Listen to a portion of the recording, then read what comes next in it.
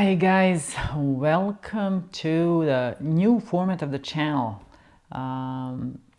As promised, today I'm going to talk about my health. I am at my house right now because we are not talking gambling, we are talking health. And I sent Darko and Nina to grocery store so I can have I don't know, half an hour, 45 minutes to talk without you hearing the other voices. However, I don't know, maybe if they come back, you're going to hear them. It's fine. You like them both, so it's fine. I am now in my bedroom because since Nina arrived, I removed my office. Actually, I kind of moved my office from the room where Nina is. We have bed there now for Nina, and I removed reallocate the office desk and office stuff, so I'm kind of working from the bedroom. Bedroom is huge, so it's okay. However, kind of like I turned the camera off so you guys don't see the, bedroom stuff. It just doesn't seem professional, seems like it. So let's talk about my health. It seems like I'm talking about everything else but not health. So as you know, most of you know, I have master's degree. I'm educated, I would say, enough. I have been working as supply chain manager, working from home for since COVID. Basically, I was going to the office before, but since COVID, I'm working from home. Since I'm working from home, I can live anywhere, and obviously, I chose to live in Las Vegas just because I can gamble every day. I am well paid for the job that I do, and I really enjoy the job that I do. I have like a few people that I'm managing, I think 7 of them, and we are doing important things. We are experts in subcontracting and, contracts, subcontracts, and all that stuff. It's kind of like setting up agreements, and I love that type of job. Negotiating and stuff like that. Obviously, job is stressful, same as any other job, but you will think, like working from home and stuff like that, that it should not be. I don't think it's a sole source of stress. What I think that happened with my health is, first I had high blood pressure even when I lived in Serbia. When I was I remember I discovered it first time when I was 25. Or maybe 26, something like that. It was 140/85, and they got a little bit worried about it, like it shouldn't be the case, but nobody actually kind of, I wasn't persistent about, I was young, I thought it doesn't matter. So long story short, when you fast forward all these years from 25, when stroke happened, I was 49. So 15 years in a row, I had high blood pressure. Last 5 of those 15 years, I was trying to manage it, but I was not really serious about it. So sometimes I would take medication, sometimes not, like skipping it. Like if I feel like something is happening, I would check my blood pressure, but usually that was the last thing that was crossing my mind, So, but whenever I did check my blood pressure, obviously not from, from the calm situation, obviously something was happening. So whenever I did check, it was 160, 170, 150. So it was pretty high. Again, I did not take it much seriously until in the same kind of in parallel while that was happening, my work from home actually in my life ended up to be me working 9 hours from the home office and then just move from this chair into the recliner or something like that. So barely I had any steps, any movements, any workout, any physical activity. I gained a lot of weight. At the same time, perimenopause was happening, age 49, 45, 46, 49, I don't know. So all this time I was just piling kilos or pounds, and I was still happy. I mean, you know, like I was thinking, you know what? It doesn't bother me. That's normal. When people are getting older, they are gaining weight. It's normal. But then start getting like really out of hand. Like I was hungry all the time. It was like literally nothing that I can do to stop the hunger. Like it was just very odd. And obviously I wasn't eating healthy. I was trying to eat the food that can actually satisfy me the fastest, because I was just sick and tired to like keep eating and nothing is happening. So I was choosing food with a lot of sugar, a lot of fat and stuff like that. Anyway, around March of 2024, I knew that something is really, really very wrong. And I just wanted that vicious circle to stop. So I went to the doctor. I just couldn't, there is no, like, I don't know how to stop it, right? And yeah, they kind of discovered I'm not, I'm kind of like, I'm not diabetic or you know, like I'm not even pre-diabetic.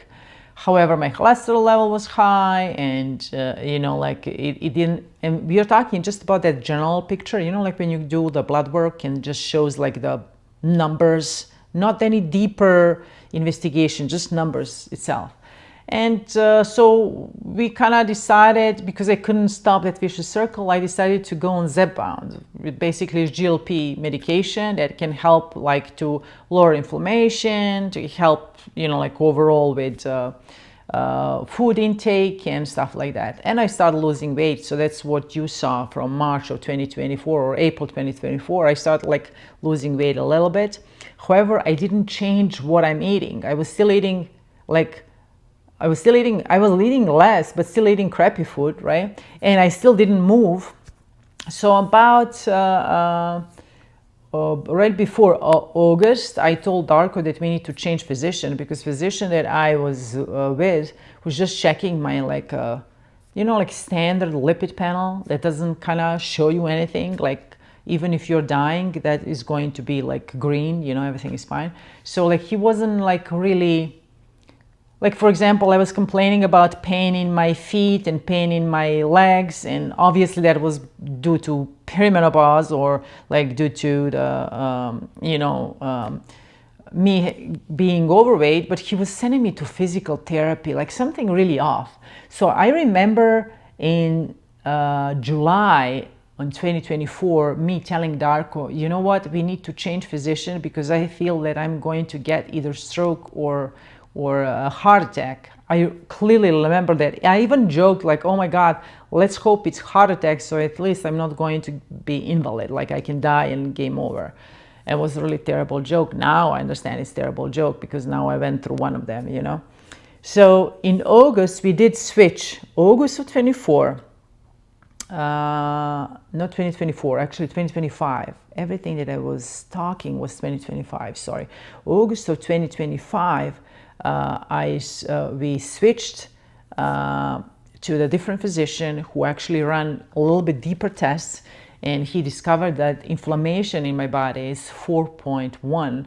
And by the way, for those of you who do not know, inflammation is supposed to be less than 1, but it was 4.1, and not that my cholesterol was high, but basically structure of my cholesterol was really bad, like low number of particles, LDL particles was very high, and the number of small LDL particles, which are those that can kind of like just hit your blood vessels and abrupt if you have inflammation, was really, really high. So basically with that, high level of small LDS is like, think about it, it's like high level of bullets, and then you have inflammation, which is actually guns. So you have a perfect scenario, right? Like you have a trigger and you have a bullet. So that was really no go. So we discovered that in August, and August of 2025, I start taking rosuvastatin and what else? Obviously start kind of paying a little bit more attention for my blood pressure. But I started just with small dose, because we decided, okay, let's just adjust a little bit, because statins are, you know, like sometimes can be very side effects are kind of like muscle pain and brain fog and something like that. So like my doctor wants to start like a smaller dose. I just started that dose in like mid-August or end August, and then stroke happened October 5. Stroke happened as first I had like vertigo at home while I was doing neck stretches. I had vertigo, but I thought it's just, it's just vertigo. It was like a really, really very severe vertigo. I got scared, but then I realized it's just like position of my head. Every time when I move my head this way, vertigo is happening. So I knew it's something about inner ear. So I wasn't that worried. That was Sunday, and that same day I was due to fly to California to my company, where the company headquarters is. So I literally sit on a plane. I flown to California. I read on ChatGPT, you know what, just look straight, don't have any sudden movements, and you're going to be fine. And which is exactly what I did, and everything went well. I was day after Monday. I was in the offices there. Yes, every time when I turned my head right, I had like vertigo, like everything was spinning. But that was it. And then but like other than that, like I was walking, I didn't have any balance problems, anything like that. Everything was fine. And then Tuesday night I actually had actually during the night everything was fine, but in the morning when I woke up, something was just not right. Like everything was kind of like a fog. And then when I was walking, I couldn't walk straight. I kind of had to keep myself like touch the wall, like so I can actually walk. I was in a hotel room. I was on my own. Remember, it was business trip. During the same week, Darko was on business trip in Utah. So I was kind of like just wanted to get out of the room so I can be among other people. And the hotel was full of other people from my office, because from the work. So like I just wanted to get out and so I can be surrounded by people. And again, I was thinking some sort of connection with vertigo. It was a little bit different because it was not vertigo, but rather like balance, like dizziness. So I went to the office, but like I just couldn't focus at all. Like I felt something really felt off. And we have in the offices there, we have the kind of like a couch in the dining area. So I lay down a little bit to calm down, but it started getting worse and worse and worse. I called medical line or something like that through the health insurance, and she asked me a few questions like, can you stand up, can you do this and that, and she says call emergency, call EMT. So we called the EMT, and I didn't wanna, and then my boss said we have to do it, and thank God we did. So we called EMT, they came in, my blood pressure was skyrocketing, something like stupid, like 190 over whatever, but that can be fear too, right? So we went to the Torrance hospital for specialized for stroke. That's where they got me and took me. And so they're specialized for stroke. So their whole emergency offices are full of people who really have like severe, like half of the body, like severe strokes, right? Like, like half of body non-responsive or slowly responsive or anything like that. So they were looking at me. So I spent long story short, point is I spent 7 hours there, and 7 hours I talked like this, everything was fine. They'll kind of pull my fingers, my hands, and like they're looking into my face, and everything looked fine. So they did 3 MRI tests, and first 2 came in, everything is fine, and he came after 7 hours and said, you're good to go, that's probably just inner ear, there's like few medications that you should take, and you're good to go home.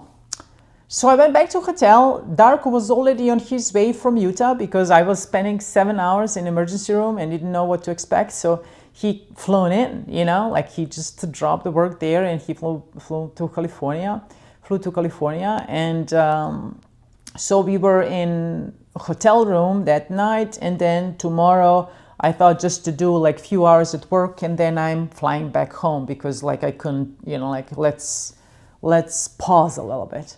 Well, tomorrow morning, it's the same situation. I was a little bit dizzy, but nothing too bad. Not that bad as the day before. But however, during the meeting, in the middle of the meeting, my phone was ringing and it was saying hospital, whatever.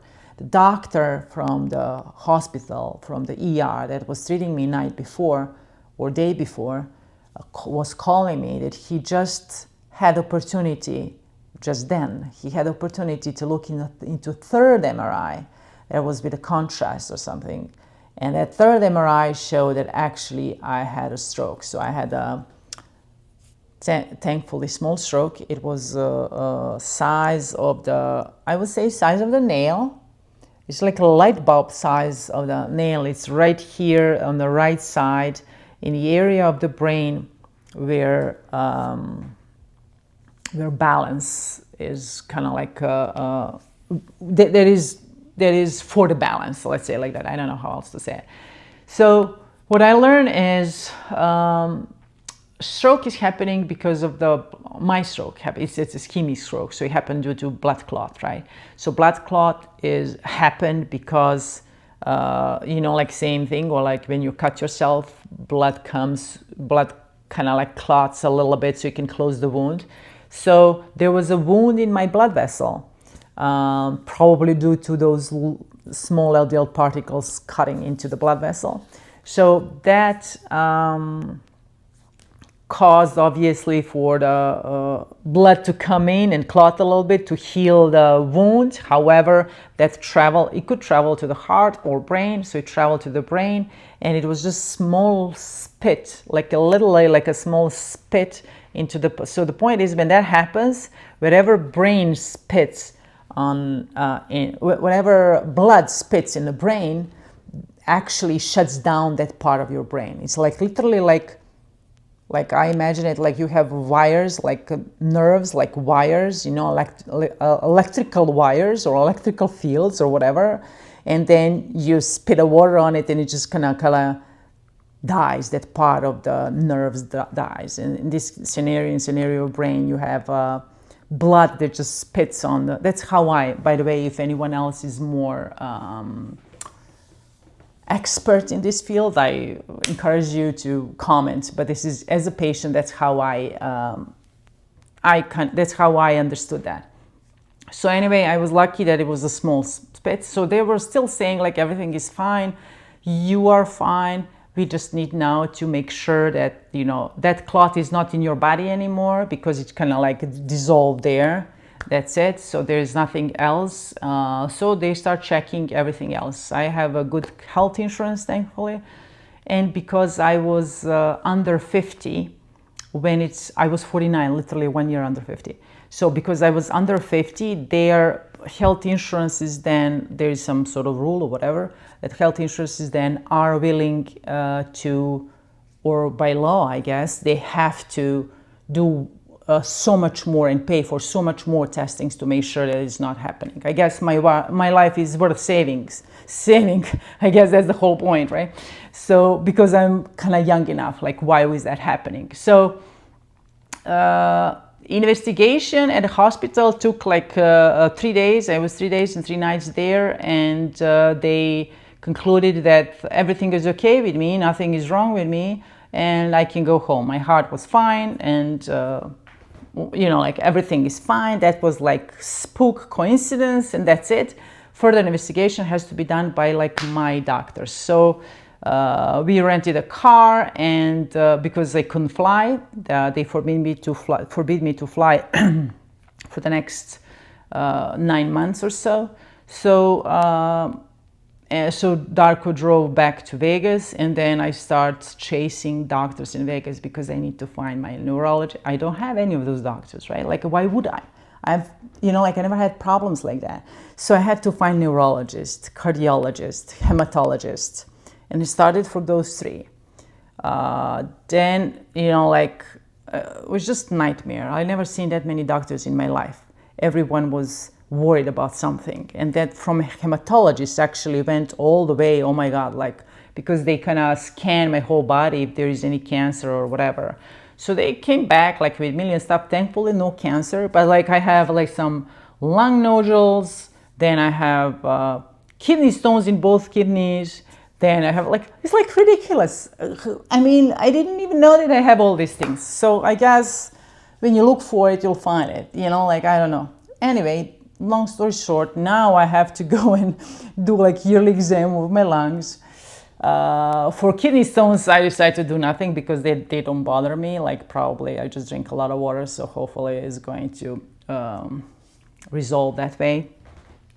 But then like my ENT doctor wanted to pull my tonsil because he found the tonsil is enlarged. Obviously, he didn't ask the question why it's enlarged, and I constantly have, since I moved to Vegas, I have allergies, and obviously that allergies are influencing only one tonsil because the other I don't have. Anyway, long story short, let's go back to the main thing, stroke. So my physician is really good in that perspective. So he is taking blood work you know, like very seriously, trying to figure it out. We are trying to figure out what medication should I take. So like, for example, when we start taking for the blood pressure, like I couldn't control blood pressure with anything. Whatever I do, it was over 150. Then now, because I implemented so many changes in my life, probably that's why, I don't know, or maybe my brain or my body is like more stable now. Now, if I take all these medications, now I get dizzy because I lower my blood pressure too much. So it's kind of crazy ride that you need to figure out, you know, like what is the right medication for you. And while you're figuring that out, you have so many side effects. It just doesn't make any sense. And by the way, nobody's telling you that stuff. Like when I had a stroke and I came back home, they kind of told me that it can happen because like blood pressure is not regulated or whatever is the right word for such a long time. And then they send you home. And whenever I check my blood pressure, and they tell me, check your blood pressure 3 times a week, they gave me medication for blood pressure, but still my blood pressure was every night 150. And guess what? I was shaking, that fear, I can't even explain to you, because I was thinking, holy shit, it's going to happen again. You know, something is going to happen again.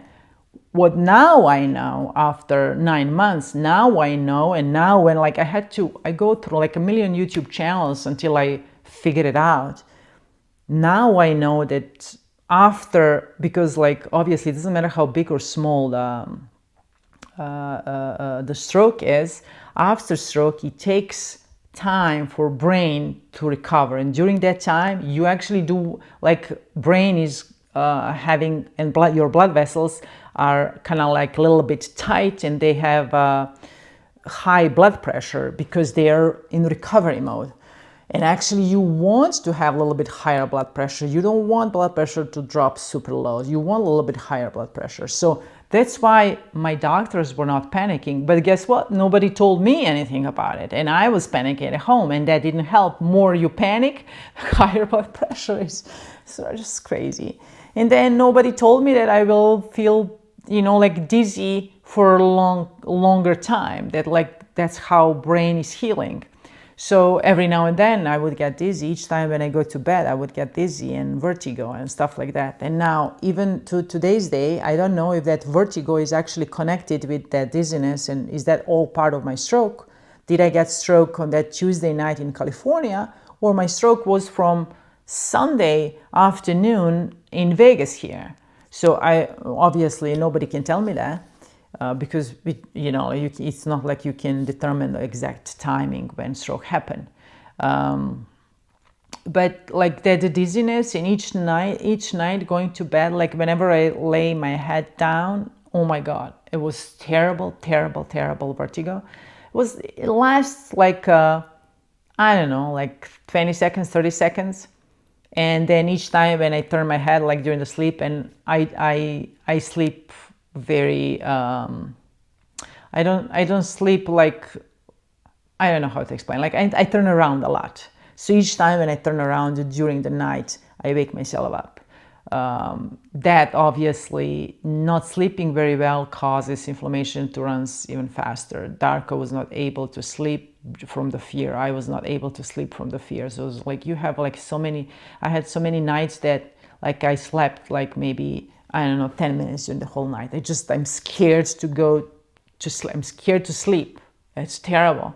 So now maybe I'm sissy, maybe I'm, like maybe I'm just a weak person. I don't know. And that may be. It is what it is, Sorry, I get emotional when I talk about this stuff.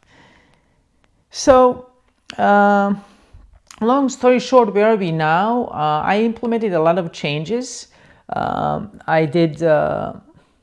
I changed the way what I eat and how I eat. I have, for example, every morning I have smoothie full of fiber. And that's also something that I had to discover on my own. I had to search online and I had to search YouTube. There's like hours and hours and hours. That's what I study now. That's all that I do now. Well, I did. Now I feel better. I feel like I know something. But each time I learn, and I learn obviously hard way. I think I know.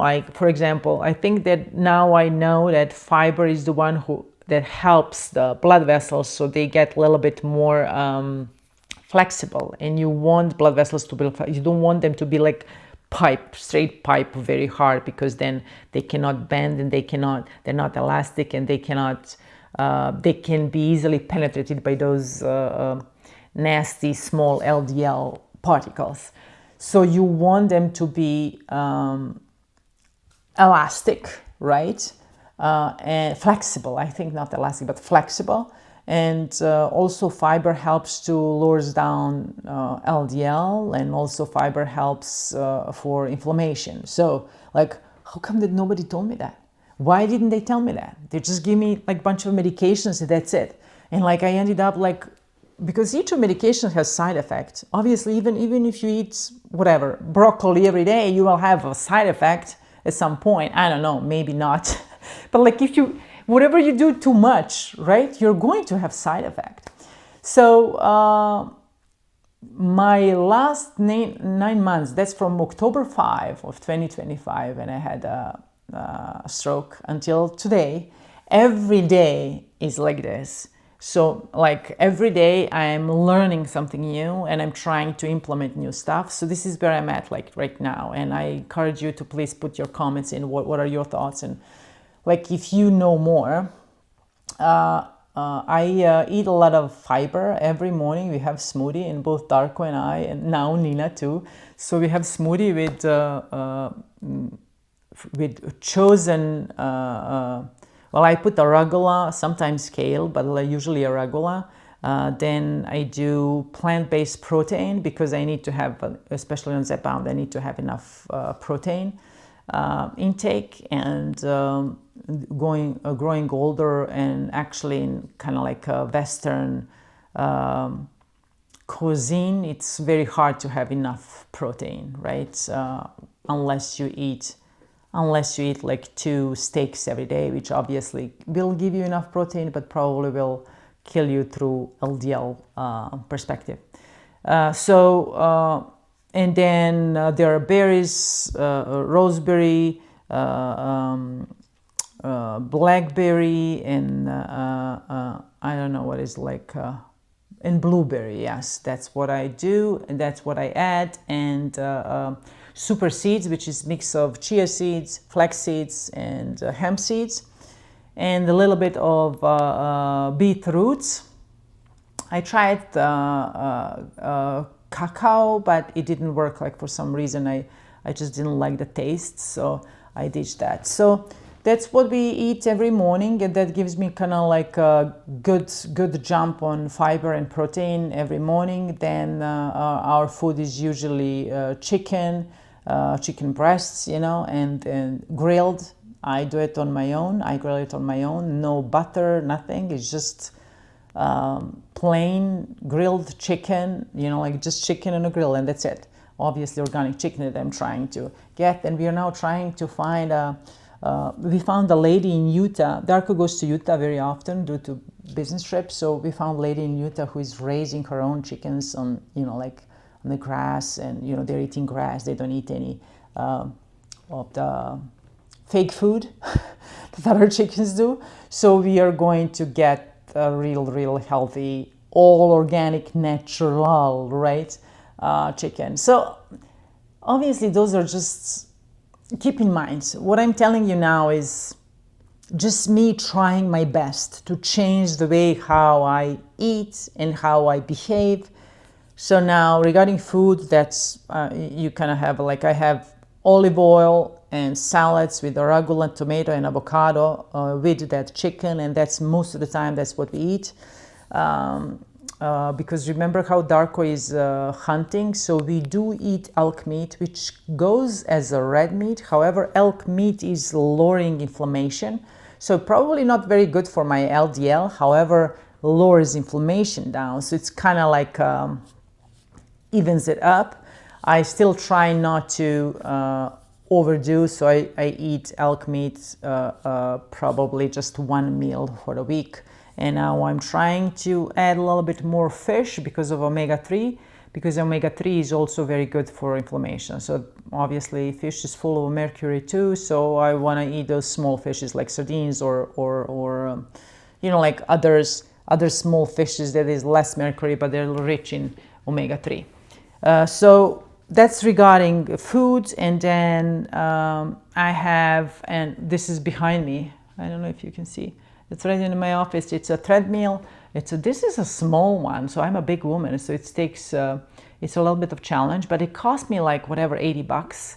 So I was cheap, like, okay, let's do it. And I don't run, I just walk, just fast walk. I was a runner a long time ago, but then I stopped, and obviously that's why everything happened, I guess. I bought a watch where I track my steps.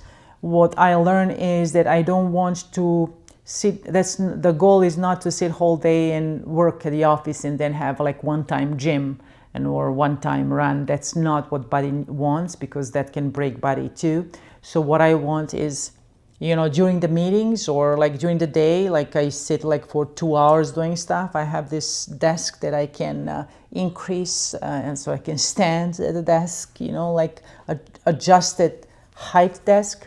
So during the day while I'm working, I do treadmill. I walk like whatever, 15 minutes, and then like, you know, again 15 minutes, and sometimes I have meetings where I'm walking. Obviously those meetings that I don't present anything. So I can stay active whole day. What that changed is that now my blood pressure is, so the final medication that was able to contain my blood pressure into levels under 130, so it was like 125/80. So it was the smallest dose of amlodipine, which is 2.5 milligram, and 2 times 50 milligram of losartan. By the way, I tried a million others and nothing worked. So 2 times means like we couldn't contain it otherwise. We had to do like in the morning and then afternoon, so it can stay leveled. Then I start, like after 2-3 months, with me changing the way what I eat and how I you know, like physical activity and stuff, it start changing again. Like I felt like, oh my God, I'm going to get, it seems like I'm getting stroke again or whatever. I start getting dizzy. And then I realized like I'm getting dizzy every morning, you know, like, and I stayed dizzy until like noon. And then I realized like, wait a second, like whenever I check my blood pressure, it's like 103/69. And that's really low for me, because remember my whole life I was running high blood pressure, so that was like really low. So and I didn't like it that low, and I didn't feel safe. And it was even during the night I felt like, you know, I think that the afternoon dose just knocked down the blood pressure, and then when you go to bed, blood pressure goes even more down. So that causes the dizziness. So I switched now. So what I'm doing now is just that amlodipine 2.5 milligram around noon. And that amlodipine, I find it's the lowest dose, and that's the medication that keeps everything. It's kind of like keeps it steady for a longer time.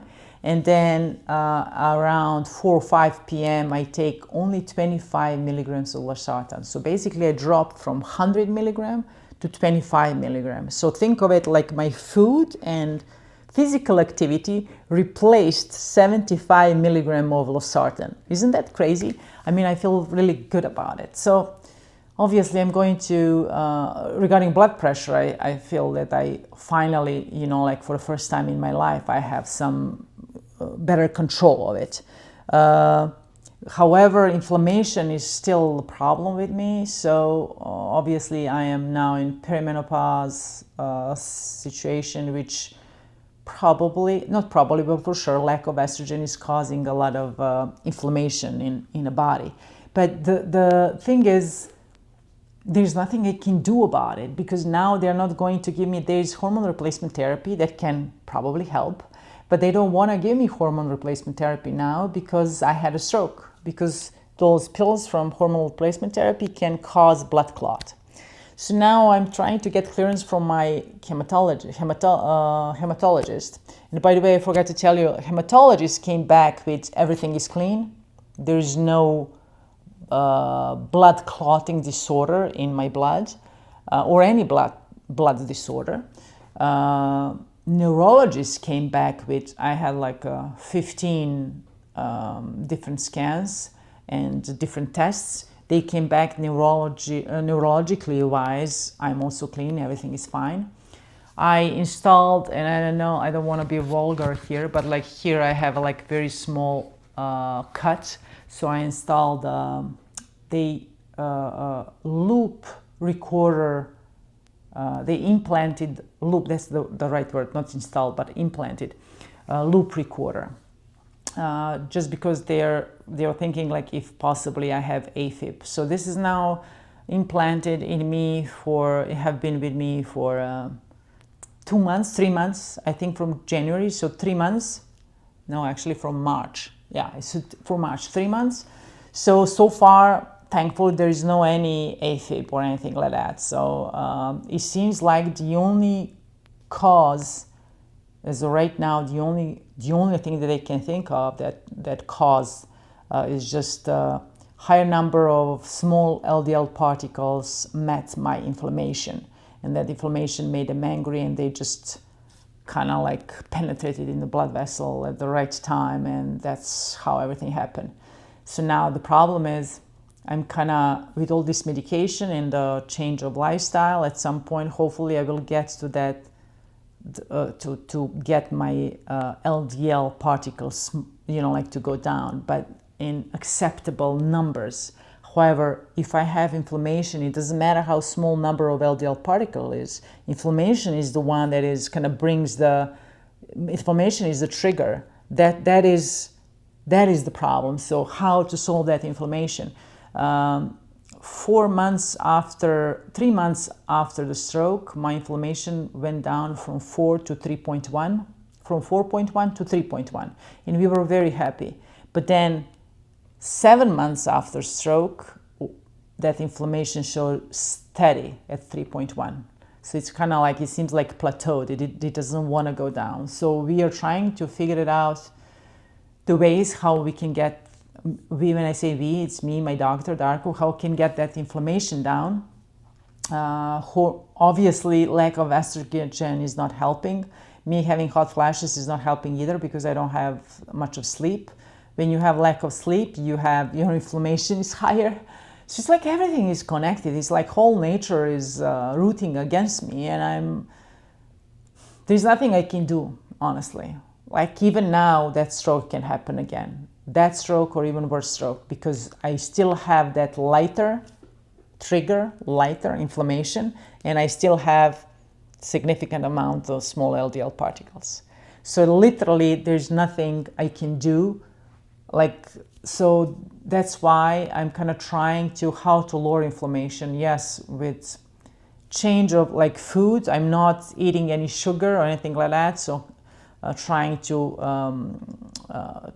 have a intake of a good food that kind of lowers inflammation.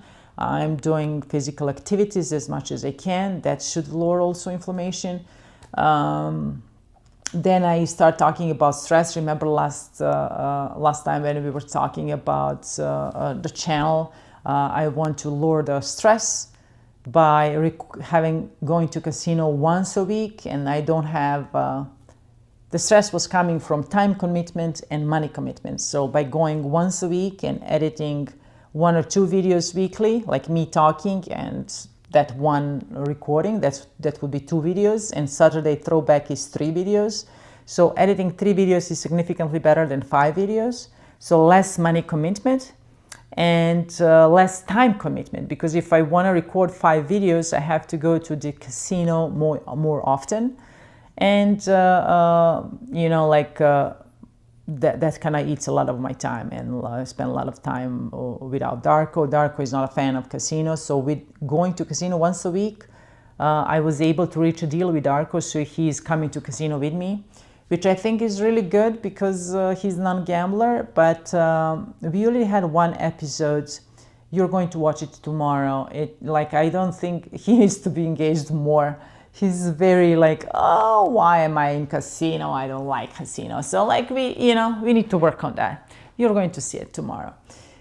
Anyway, that's all that I'm doing now. That's all that I'm thinking now. And I do feel that people do not talk about it much. There's many young people, young, not like super young, but young like me or younger, that not like stroke is not something that's supposed to happen to you at 49 or 50 something or even 30 something. But many people, these things are happening to them. So many of them had a stroke type of dizziness and balance. I don't know with what is that connected. I don't think that was the case before. Otherwise, why would people be surprised by it? Why would they be surprised by it? So I think it's a new phenomena. I don't know with what is connected. I wish I never took that.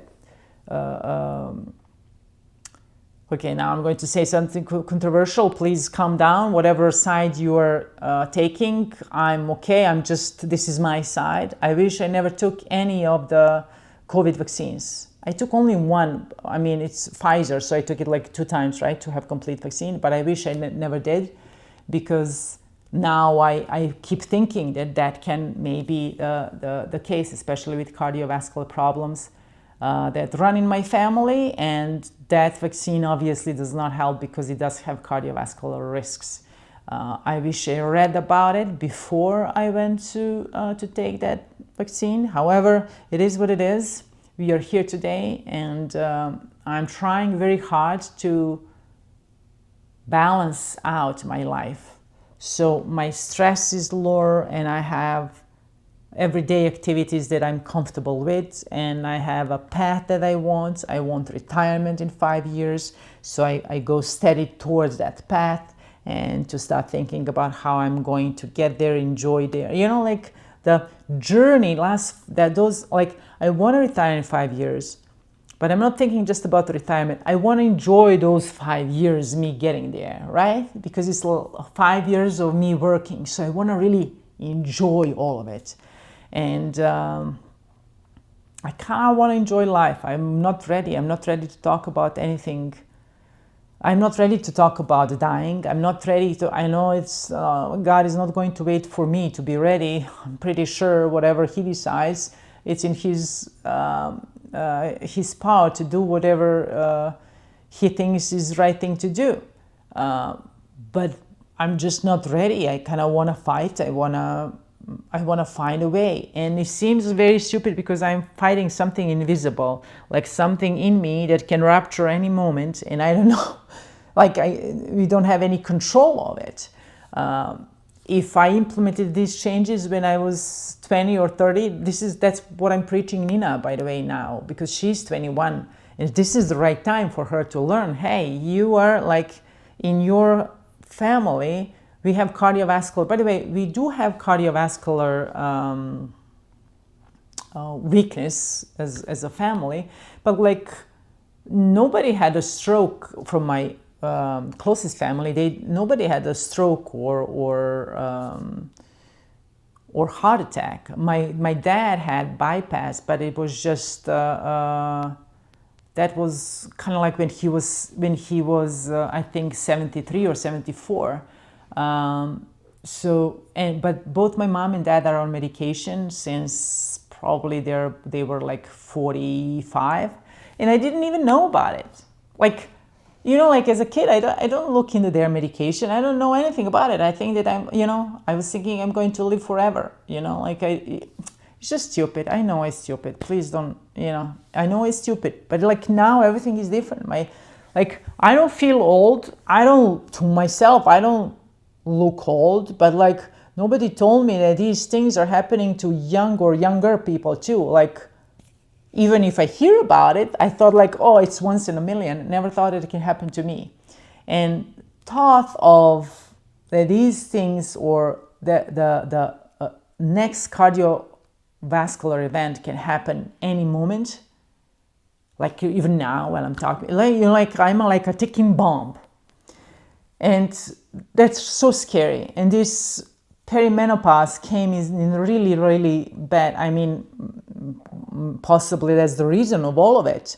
It's just when whole body is kind of like crazy and hormonal disbalance is crazy. I was too late to go to, like, if I went maybe to take HRT and regulated my hormones when I was 45 or whatever, 47, probably none of these things will happen. Or if I notice that I cannot control like my food or the way, like if I reacted on time, none of these things would happen. Like, for example, I was visiting the wrong doctor once a year, 2 years in a row. I knew that he was wrong. I knew that he was just a clerk. I just like when you talk with your doctor and you just realize that he doesn't know shit. Like he's just it's not that he doesn't know, but he's just focused on pushing papers and get the next patient in 5 minutes. I see that he's not listening what I'm saying. I ask him a million times. In Vegas, for some reason, you need a referral to go to a cardiologist. My insurance doesn't ask for it, but like, I don't know, whole Vegas runs like that. You can't go to even physical therapy on your own. It has to be a referral from some doctor. So anyway, I couldn't get referral to get to cardiologist. He kept giving, he was testing me with EKG and saying, oh, you're fine. I was like, my whole family has cardiologists in Serbia from, like even I had 28 cardiologists in Serbia. Like, I don't understand. That I'm telling you all these things. He's just not listening. And then still I was like, oh, work is more important. I couldn't find time to go and actually find a new doctor. And I kind of blame myself, and I'm kind of sharing this with everyone. So, I mean, if you're in a similar situation, just put yourself first. They keep putting, like, what, my work is more important than finding proper physician for me? But just because I never thought of these consequences, that this can happen. And then it was the final point when I told Darko in like July of 2025, you know what? I feel like that I cannot breathe from all this fat or whatever I have, and I'm still hungry. And I start throwing up every day because my stomach cannot take all that food. Like something is off. I need to do something, and I feel like that I'm going to, like that, I feel like something is going to go awfully wrong. And I said that in July, and it went awfully wrong in October. Meanwhile, my new physician was just, it was just impossible to, to reactivate that fast. I mean, obviously nobody expected that will happen so when, someone is 49. But can you please share? I would love if you can share in comments your perspective, because I don't know. So, for example, I'm freaking out that inflammation is that high. But like, I'm thinking, am I unique? Like, how are the other people? Because obviously you have like overweight people, like even obese people all around us.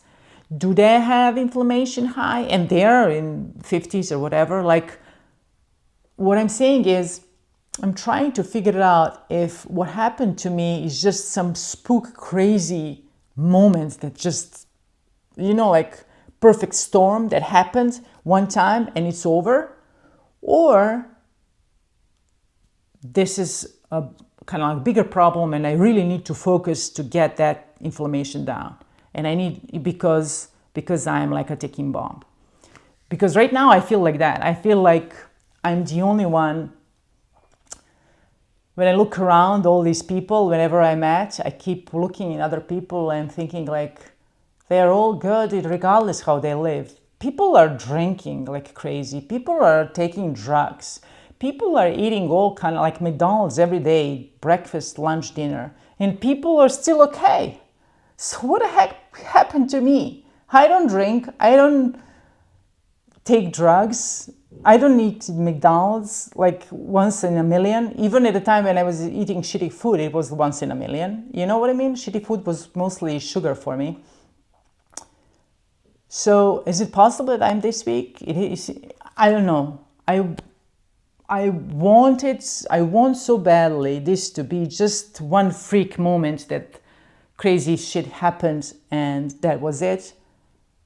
And I took it that way, like, let's focus now that from now on, I do everything that I can so I can live at least as, my parents are now 73 and 77.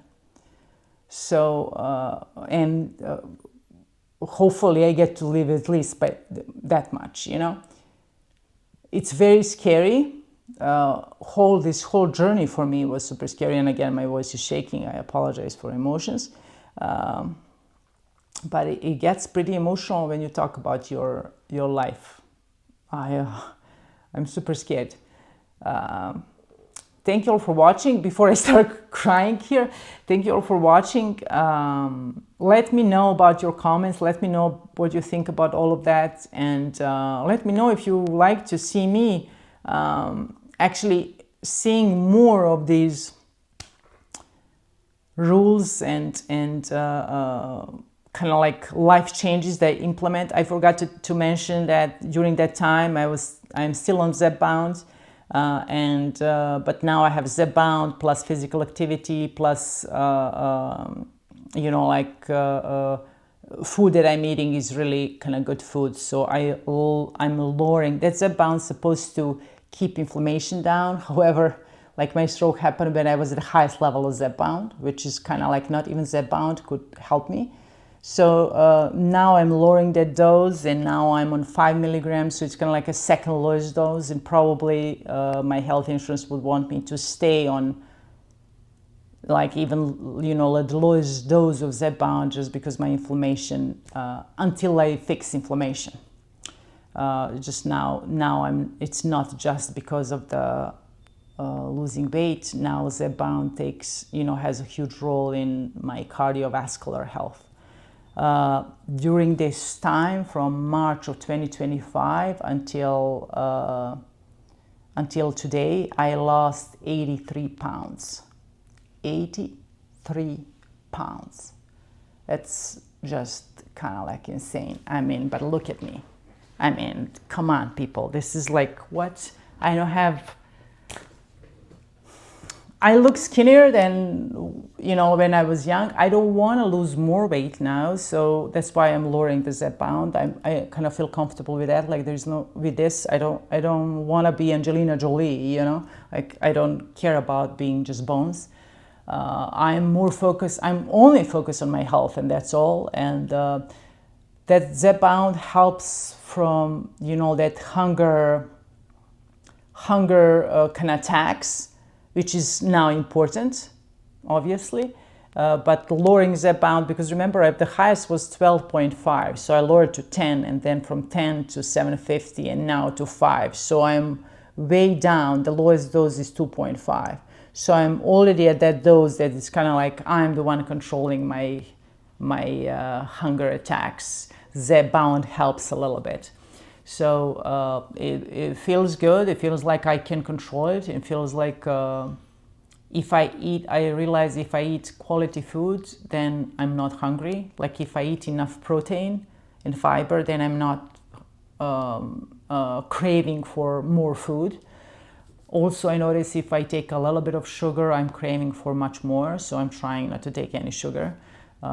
If I'm craving for sugar, I take fruits or a dark chocolate with 86% dark chocolate. It's like really rich in cacao instead of the, are you saying cacao or are you saying, I don't know how you're saying, I don't think that I pronounce it right.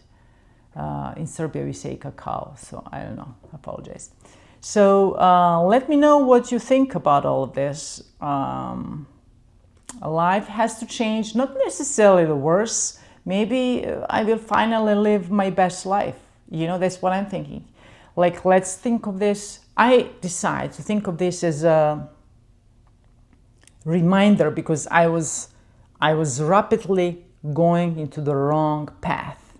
And this was just God giving me a little bit, because stroke was little, right? So God giving me a little bit of, hey, you need to wake up. But it had to be severe enough so I get scared. And oh boy, I am scared. So now I am doing everything that is in my power that I can do not to take my health for granted. I don't want to, I mean, I know, just so you know, I 100% understand that there's so many people with so many bigger problems than what I had. And I don't want this video to be like, oh my God, I had all the problems in the world. And, you know, like, no, I understand. I mean, I 100% understand. And I admire all these people that were dealing with so much worse problems than stroke size of the nail, right? It's just like, it seems like I am weak, and this just hit me from nowhere and just completely unexpected. So I guess that's how I'm processing it. I spent now 9 months of my life processing it and trying to get rid of the fear. I even have therapist, one of the new doctors that I have. I have now like hematologist, neurologist, cardiologist, therapist, a physician, ENT doctor. Then I had like at some point urinologist, because I had like 2 UTIs. It's like, what? I never had UTIs in my life. And that's what menopause can give you. So like everything is hitting you, right? So now I get rid of neurologist because like neurologically everything is fine. And I got rid of urologist. Now I'm waiting to get rid of hematologist because he wants to do one more check before he lets me go.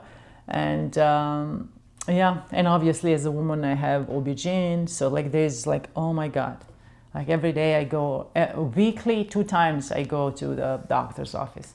Very lucky with my work and the way how they approach that. I was 6 months on a medical leave. After the stroke happened, I didn't visit casino for a month and a half. I had a lot of videos because at the same time my sister and niece were coming. Oh my God, I forgot to tell you that. So when we came back here, it was Friday night. We picked up Nina in October when we came back from California after the stroke. We picked up Nina from the airport and my sister. So they were visiting for 2 weeks, regardless of the stroke. They didn't even know about stroke. So they helped me those first 2 weeks to think about, you know, other stuff. And then Nina was turning 21 at the time. So that was the reason why they were coming in. So we still had the like limo and going around, even though I was kind of like without balance. Not all the time, but like every now and then. So then now that I feel better, I invited Nina for the whole month so she can actually enjoy Vegas without stressing about my health or thinking about my health. So that's the story there. You know what? I will put the video at the end of this video. I will put like, I have a video of me and my sister singing in a limo the night actually when I came back from the hospital. So I was still kind of every now and then without balance, but it's just every now and then. So like when you look at me, you wouldn't even think that I had just a stroke episode like just 2-3 days ago. I think that's how body can trick us. Like I felt good for the first probably like 3-4 days, 5 days. I felt like I didn't even have dizziness, and then suddenly came back. So it's kind of like odd. Anyway, now I feel good, unless my blood pressure drops or because I live in Vegas, and because of hot flashes. In Vegas it's very hot now, and then additionally I have hot flashes, so I lose a lot of, through sweating, I lose a lot of electrolytes. So I need to pay attention to electrolytes now, because I realize that that's why I'm dizzy. But keep in mind, when someone had a stroke and becomes dizzy, electrolytes is the last thing that comes to my mind. I always think like, holy shit, new stroke is coming. So that's the fear. The fear is the biggest problem, and that's why I do have therapists now. So hopefully I'll get through that too. Hopefully I will get my stress down, and hopefully this is all going to be behind me.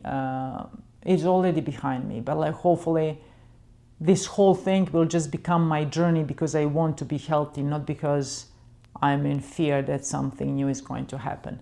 Every 3 months we run the blood test, and the main focus now is, yes, number of small LDL particles, but even biggest focus is inflammation. So that's what all of my doctors, my team of doctors are focusing right now, how to lower, to find either right, because they couldn't find the right medication. Statin's supposed to lower the inflammation, and they didn't. Zepbound's supposed to lower inflammation, and it didn't.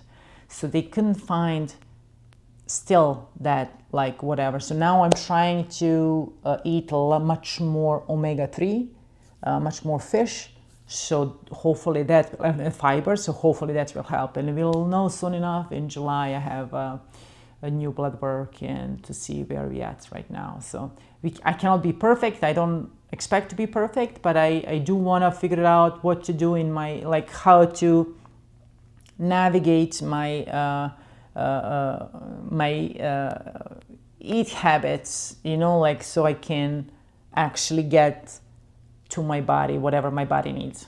And it seems like my body needs something to lower inflammation 100%.